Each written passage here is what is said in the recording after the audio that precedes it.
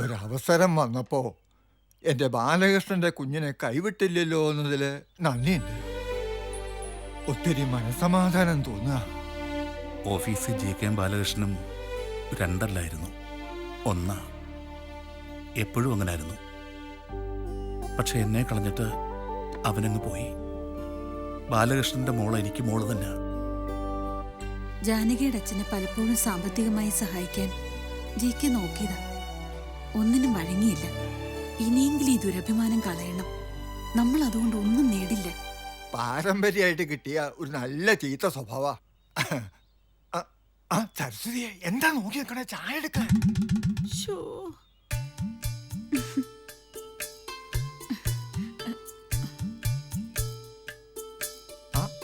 എന്താ എല്ലാവർക്കും ഒരു പരിങ്ങല്? മുത്തച്ഛ, ചായ ഇടണമെങ്കിൽ പാലും പഞ്ചസാരവും തേയിലയും വെള്ളവും ഒക്കെ വേണ്ടേ?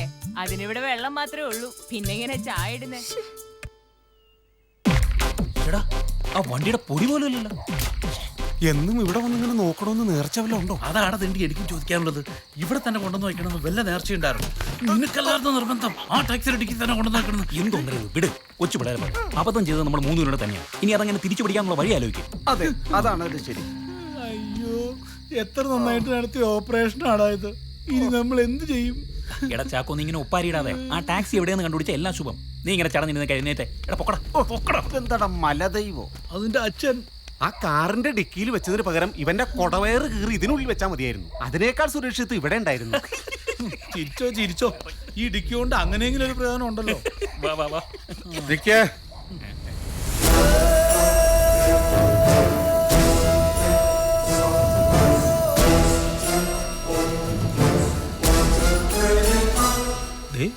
എന്നേക്കാ വലിയൊരു ഡിക്കി. ഞാൻ കുട്ടൻപിള്ള സാറ്. കുട്ടൻപിള്ള. കുട്ടൻപിള്ള എന്ന് പറഞ്ഞാൽ ആർക്കും അറിയില്ല. കുഞ്ഞുകുട്ടി മുതൽ പടുകിഴവൻ വരെ കുട്ടൻപിള്ള സാറിനെ വിളിക്കൂ. കുട്ടൻപിള്ള സാർ എന്താ ഇരുട്ടത്ത്? ഒന്ന് ഒളിച്ചിരിക്കാമെന്നതാ. അതുകൊണ്ടല്ലേ നിങ്ങളെയൊക്കെ കാണാനും പരിചയപ്പെടാനും കഴിഞ്ഞത്.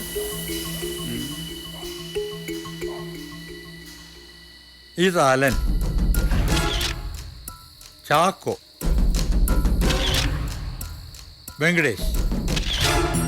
പേടിക്കണ്ട, ഞാനും നിങ്ങളെപ്പോലൊരു സാധാരണ മനുഷ്യൻ തന്നെയാ. എനിക്കും കുറെ പണം നഷ്ടപ്പെട്ടു. ഒരു വ്യത്യാസമുണ്ട്, എനിക്ക് പോയത് സ്വന്തം പണവും നിങ്ങൾക്ക് പോയത് കട്ടതും. കഴിഞ്ഞ കുറേ ദിവസങ്ങളായി ഞാൻ രാത്രിയിലെ യാത്രക്കാരെ, മര്യാദയ്ക്ക് നടക്കുന്നവരല്ല, നിങ്ങളെപ്പോലെ ഒളിച്ചും പതുങ്ങി നടക്കുന്നവരെ അന്വേഷിച്ച് നടക്കുകയായിരുന്നു. അങ്ങനെ ഇവിടെ വന്നു. നിങ്ങൾക്ക് നിങ്ങളുടെ പണവും എനിക്ക് എൻ്റെ പണവും കിട്ടട്ടെ എന്ന് പ്രാർത്ഥിക്കാം. KL 1A 999 സ്കോർപിയോ, അതല്ലേ വണ്ടി? കയറി പോയിക്കോളൂ. അങ്ങേര് മാഞ്ഞുപോയി. ഇത് കുട്ടൻപിള്ള സാറൊന്നുമല്ല, ഇത് സേതുരാമയ്യറ, CBI. നിങ്ങളൊന്ന് കണ്ടില്ലേ? ആ സൈറ്റ് തന്നെയാ. അത് തന്നെ. ഞാൻ സാധനം കൊടുക്കാം. ഡാ, ആ ഹോട്ടൽ പ്രൊജക്ടിന്റെ സ്ഥലം കണ്ടില്ലേ? അവരാ. സാജന, തീർച്ചയായിട്ടും സ്കെച്ചും പ്ലാനും കൊടുത്തേക്കണം. ശരി. ഞാൻ നമ്മുടെ ടോട്ടൽ 3 months വർക്കും പ്രോഗ്രസും നോക്കുമായിരുന്നു. And it's really a miracle achievement. സാജന് കിട്ടിയ പണത്തിൽ നിന്നും നമ്മൾ എടുത്തത് എത്രയാ? 50. എത്രയാ? 50. വേണമെങ്കിൽ ആ 50 അടുത്ത മാസം തിരിച്ചു വയ്ക്കാം. ഞാൻ ആലോചിക്കുന്നത് തിരിച്ചാ. ബാക്കിയും കൂടി ഇവിടെ എടുത്ത് ഇൻവെസ്റ്റ് ചെയ്താലോ? ഓക്കെ, അത് വേണ്ട. ഞാൻ എല്ലാം കേട്ടതാ. പാറു പറഞ്ഞാ ശരി. ഡാ, നമ്മളിപ്പോ 100 കിലോമീറ്റർ സ്പീഡിലാണ് പോയിക്കൊണ്ടിരിക്കുന്നത്. നീ ചുമ്മാ ഇടയ്ക്ക് ഒരു ബ്രേക്ക് കൂട്ടാൻ നോക്കോ? സ്പീഡ് ഒന്ന് കുറച്ച് സൂക്ഷിച്ച് ഓടിച്ചു നോക്ക്. ഇടയ്ക്ക് ബ്രേക്ക് ചവിട്ടേണ്ടി വരത്തേ ഇല്ല. തുടങ്ങി രണ്ടും കൂടി. സാജൻ പറഞ്ഞതാ ഒരു അർത്ഥത്തിൽ ശരി. റിസ്ക് മുഴുവൻ എടുത്തിരിക്കുന്നത് അവരാണല്ലോ. May I come in? Yes, come in. Sir. ഒരു 6 ഏക്കർ പാഡി ഫീൽഡിന്റെ പാർട്ടി വന്നിരുന്നല്ലോ, അതെന്തായി? അവർ വിളിച്ചിരുന്നോ? സർ, അവരെന്നെ വിളിച്ചോണ്ടിരിക്കുക. ഞാനൊരു ലേശം വെയിറ്റിട്ട് നിൽക്കാണ് സർ. ആ ടീം അത്ര ജെനുവിൻ അല്ല. എൻ്റെ വീടിൻ്റെ ഏകദേശം അടുത്താണ് ഈ സ്ഥലം. ഞാൻ അന്വേഷിച്ചു. പിന്നെ അതിലൊരു മൈനറും. എനിക്കെന്തോ ആ ഡീല് വേണ്ടെന്നാണ് തോന്നുന്നത്. ജാനകിയുടെ ജഡ്ജ്മെന്റ് അങ്ങനെ തെറ്റാറില്ല. അങ്ങനെയാണെങ്കിൽ അത് വേണ്ടെന്ന് വെക്കാം അല്ലേ? ആലോചിച്ച തീരുമാനം പറഞ്ഞാൽ മതി, ഞാൻ അറിയിച്ചേക്കാം.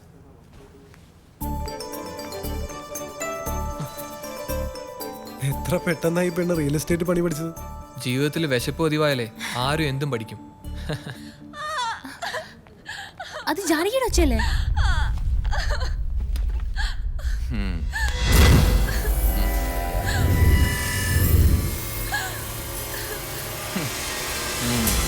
ഹലോ, നിങ്ങൾ ആരാ ഇങ്ങോട്ട് കടത്തിവിടുന്നത്? ഇവിടത്തെ മുതലാളി സാറാണെങ്കിൽ സാറിനോട് പറയാം ഞാൻ ആരാണെന്ന്. പിന്നെ എന്നെ ഇങ്ങോട്ട് ആരും കടത്തി വിട്ടൊന്നുമല്ല സാറേ, ഞാൻ ഇങ്ങോട്ട് പോന്നതാ. നിങ്ങൾ ആ കുട്ടിയെ വിട്, നമുക്ക് എന്ത് കാര്യത്തിലും സംസാരിക്കാം. ഇതാരാ സാറിന്റെ ചെങ്കിടിയെ? സാറേ, എനിക്ക് പറയാനുള്ളത് ഈ പെങ്കൊച്ചിന്റെ മുമ്പ് വെച്ച് തന്നെ പറയണം. എല്ലാരും പറയുന്ന ഈ പെണ്ണിന്റെ തന്തപ്പടി വലിയ സെറ്റപ്പ് ആയിരുന്നു എന്നൊക്കെയാ. പക്ഷെ എനിക്കറിയില്ല സാറേ, ഞാൻ കാണുമ്പോ തന്തപ്പടിയില്ല, ഒരു സെറ്റപ്പും ഇല്ല.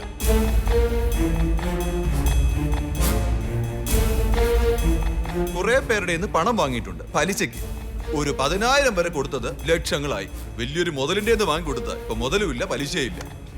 ഇവിടെ വന്നൊരു സീൻ ഉണ്ടാക്കിയ പലിശയെങ്കിലും കിട്ടുമെന്ന് ആരും പറഞ്ഞതൊന്നുമല്ല, എനിക്ക് തോന്നി. ഞാനിങ്ങി വന്നു. ഞാൻ പറഞ്ഞു നോക്ക് സത്യമാണെന്ന്. കൊച്ചു അവരെ നോക്കി ഒന്ന് മൂളിയേക്ക്. ഇവര് കാശ് തരാന്ന് പറഞ്ഞാൽ ഞാനങ്ങ് പോയേക്കാം. മിസ്റ്റർ, നിങ്ങൾ പറഞ്ഞൊക്കെ ശരിയായിരിക്കാം, പക്ഷെ ഞങ്ങൾ എന്താ ചെയ്യാ? ഈ കുട്ടി ഇവിടെ ജോയിൻ ചെയ്തിട്ട് 1 മാസം പോലും ആയിട്ടില്ല. അത് സാരമില്ല സാറേ, കുറെ മാസം ശമ്പളം ഒരുമിച്ച് കൂട്ടിയിട്ട് ഒരു 3 മാസത്തെ പലിശയെങ്കിലും ഇങ്ങിതാ. 75,000 രൂപ. ഞാൻ നിങ്ങളുടെ കാല് പിടിക്കാം, ഇവിടുന്ന് പോണം. വിവേക്, പോലീസിനെ വിളിക്കും. അയ്യോ, അത് വേണ്ട സാറേ. പോലീസ് വന്നാൽ ഞാൻ പെട്ടുപോകും. ഞാൻ അങ്ങ് പോയേക്കാം. 2 ദിവസം സമയം കൊടുക്കാം കൊച്ചിന്. അതിനു മുമ്പ് പലിശയെങ്കിലും കിട്ടിയാൽ മതിയായിരുന്നു. മുതൽ ഞാൻ എങ്ങനെയാലും റെഡിയാക്കിക്കോളാം. ഹോ,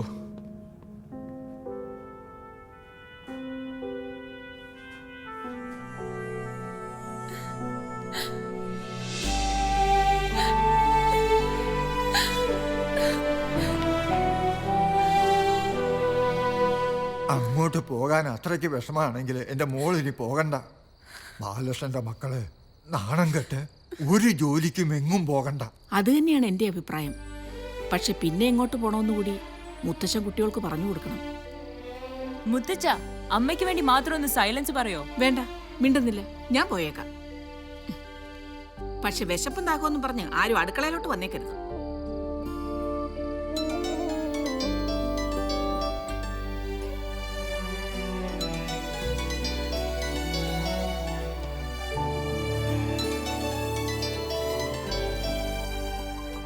ഹലോ, ഞാൻ തന്നെ കൊറേ വിളിച്ചു, എന്താ ഫോൺ എടുക്കാത്തെ?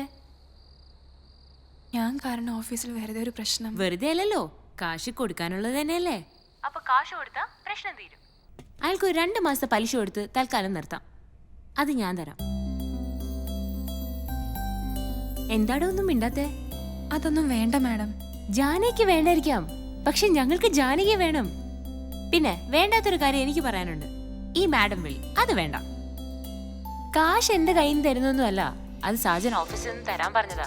ഇനി നിനക്ക് അഭിമാനത്തിന്റെ പ്രശ്നമാണെങ്കിൽ ശമ്പളത്തിൽ നിന്ന് കുറേശ്ശെ പിടിച്ചേക്കാം. മര്യാദയ്ക്ക് രാവിലെ ഓഫീസിൽ എത്തിക്കോണം, കേട്ടല്ലോ? ആ സാജൻ കുറച്ച് മനസാക്ഷിയുള്ള കൂട്ടത്തിലാണെന്ന് തോന്നുന്നു അല്ലേ? അതൊക്കെ ശരിയാ, പക്ഷെ അവന്റെ പേര് പറയരുതെന്നാ പറഞ്ഞേക്കുന്നത്. അറിഞ്ഞ കൊല്ലും. അങ്ങനെ ചാടിക്കേറി സഹായിച്ചാ അത് വേറെ അർത്ഥത്തിൽ എടുക്കുമെന്ന് അവന്റെ വിചാരം. അച്ഛാ, 25,000 രൂപ കമ്പനിയിൽ സാങ്ഷൻ ആയിട്ടുണ്ട്. 25,000 രൂപ ഞാനും കൊടുക്കാന്ന് കരുതി. അങ്ങനെയാവുമ്പോ 2 മാസത്തെ പലിശയാവുമല്ലോ. എന്ത് പറയുന്നു? ജികെയുടെ കാശ് പോയി.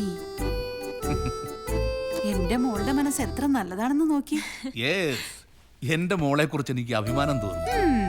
യു ആർ ഗ്രേറ്റഡാ. താങ്ക് യു അച്ഛാ. So sweet. അച്ഛാ, ഒരു 25,000 എന്റെ അക്കൗണ്ടിൽ ഇട്ടേക്കണേ. ഞാൻ എപ്പോഴേ വിചാരിച്ചതാ. ഏത് അക്കൗണ്ടിൽ ഇടുന്ന വെച്ചാ?